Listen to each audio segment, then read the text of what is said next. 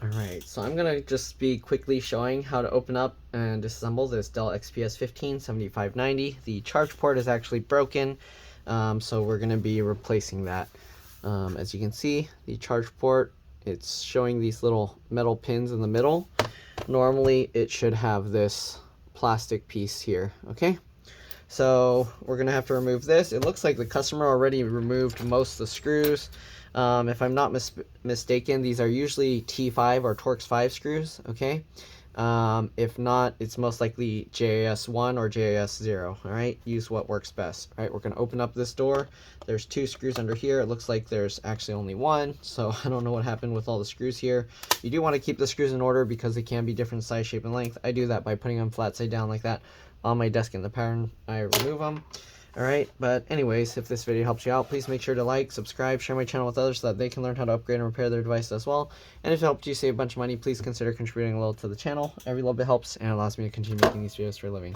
This cover, for some reason, just popped off really easily, so I don't know what the customer did to it, but normally I would have to get my fingernails into the gap, and then I would push with my thumb here and kind of like rotate it like that to pop it out. But as you can see, this thing just popped off super easy. So yeah, normally it shouldn't be like that. These things look like they got all jacked up. Oh man, and there's like so much dust in here that is clogged. So yeah, I don't know what's going on there, but I'm probably gonna have to clean this out for them, even though the main thing they came here for was just the charge port. Okay, anyways, get all this dust out here. Okay, go. All right, so we're gonna now just remove the charge port here. You can see the connector, it's like that, connects like this. All right, and then there's a screw under the hinge here. There's 2 sticks of RAM. We're just gonna quickly do this. Pop these 2 tabs to the side, pops up like that, and you can take this out. This is an 8 gig PC4 2666V. All right, you can upgrade to whatever you want. You can put 2 16 gig sticks if you want. It's best to have matching sticks though. All right, there's a wireless card in here. I'm not going to be removing all these components because basically the customer just needs the charge port replaced. It looks like they tried to replace the battery. This looks like a new one. And I don't see the battery. Oh, here. Model or type is RRCGW. You do want to check your battery to check if it's the same. All right, you got all these connectors under here with flat ribbon cables. These, you have to flip these latches up to pull them out. All right, I think there's touchpad and keyboard. Again, I'm not taking everything out. There's an M.2 PCIe NVMe SSD here. There's also a 2.5-inch SATA hard drive slot here, which 4 screws here, and then there's 4 screws, 2 on each side, holding this metal bracket to the hard drive or SSD. They put a 2.5-inch SATA SSD here. This kind of connector you grab here, and then you kind of, usually I'll use my fingernail to help pull this up as I pull it out, but yeah, we're not doing that today. Again, I've worked on a lot of these models that are very similar, so if you need one that's similar enough, I can send you a link where I actually pull other components out. Fan connector here, fan connector here. There's another little ribbon cable here, which I'm not 100% sure what it's for, maybe fingerprint sensor or power button. But yeah, again, we don't have time to open this completely, so we're just going to go ahead and go straight to the charge port. So there's 3 screws holding the hinge in place. And one thing you want to do before taking it out, actually let me screw that back in. We're going to open this up, okay, like this, slightly, and then we can take the screws out. All right, so there's 3 screws here. We're just going to get them all out. Okay, again, keep them in order because they can be different size, shape, and length, and you don't want to mix things up. It looks like somebody opened this before because the LCD LVDS cable is actually not even being held down by the fan, which normally it is. Okay, so we'll get these 3 screws out. Then I'm going to carefully lower this down, making sure not to get anything stuck there. So we're going to peel this up. And normally you would have to undo this fan screw a little bit to pull this up to get this cable out from under this little hook there. But there we go. We're going to slowly, carefully lower this down. Okay. And we've got to be careful because it's getting caught on, oh, it's getting caught on that metal bar there. So you might actually have to open this further. So we're going to open this about 90 degrees. Okay. And then I need to pull this back slightly and then we can lower it. Okay, and make sure the cable doesn't get caught on it. And we're just going to carefully lift that up, you can see. And you got to be careful here because it's going to get caught on this outer piece here, and you don't want to damage that. Okay, so there we go. We're going to take the one screw out here holding the DC jack charge port in place. Oops, let me see who's messaging me real quick. Give me a second. Okay. All right, so now we got that screw out, we should be able to lift the charge port up here and pull this connector out. So this connector, usually I just get the wings with my fingernails and kind of just wiggle it just like this, and there we go, we got that out, and we should be able to get this out now. There's a little adhesive holding it, but there we go. Very nice and easy to remove. Okay, the new one comes like this. There's this little plastic piece that's supposed to help hold the charge port in place. You can see that thing actually broke off, and that's a lot of times that's the reason why it breaks. Okay, we're gonna get this back into place here. It's kind of a not too great design, but we'll put it back how it was. All right, so get that in, get the screw into place, tighten it down.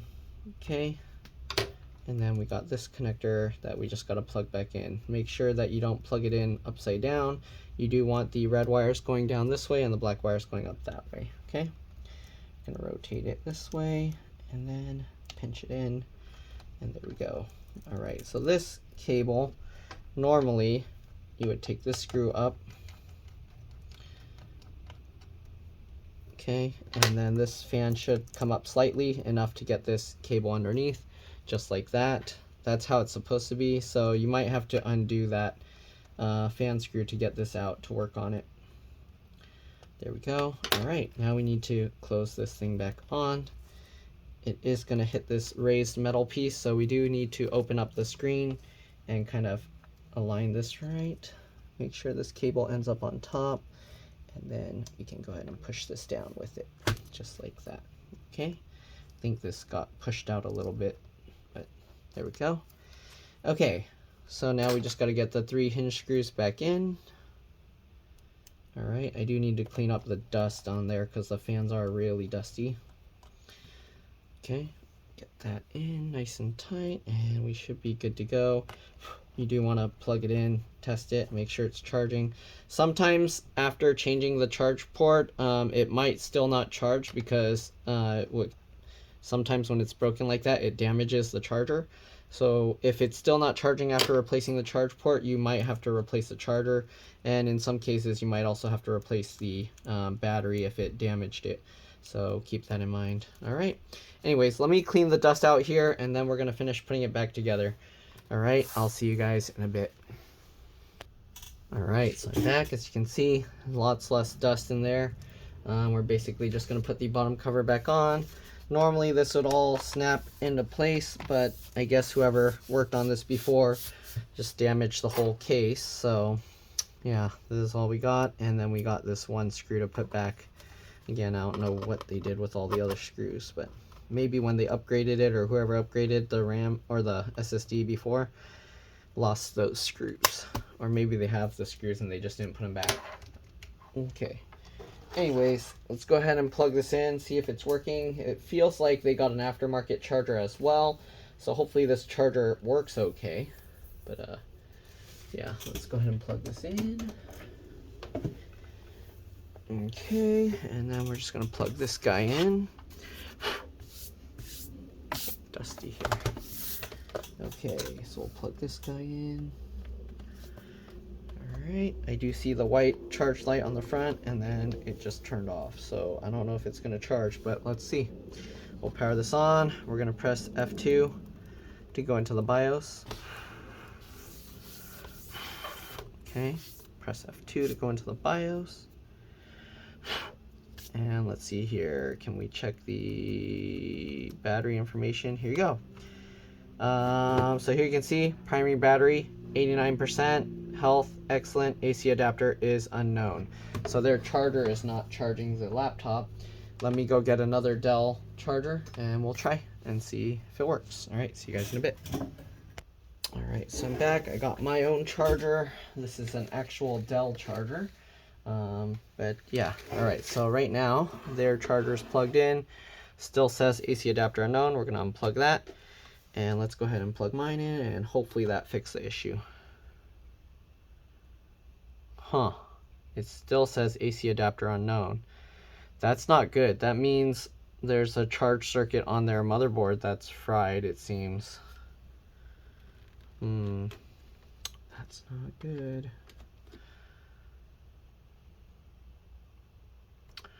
Yeah, let's try powering it off and powering it on one time to see if that changes anything.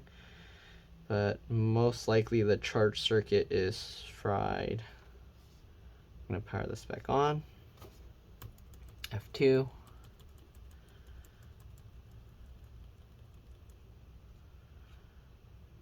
Let's see what happens.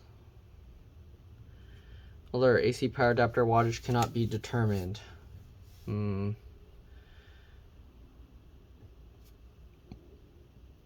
Yeah, so I guess they actually fried the charge circuitry because it's still not working.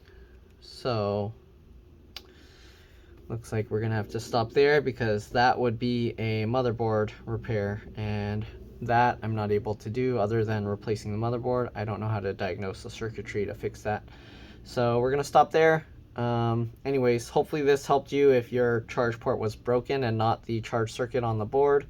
But anyways, that's it for now. Thanks for watching, and I'll see you all in the next one. All right, let's drop this. Bye.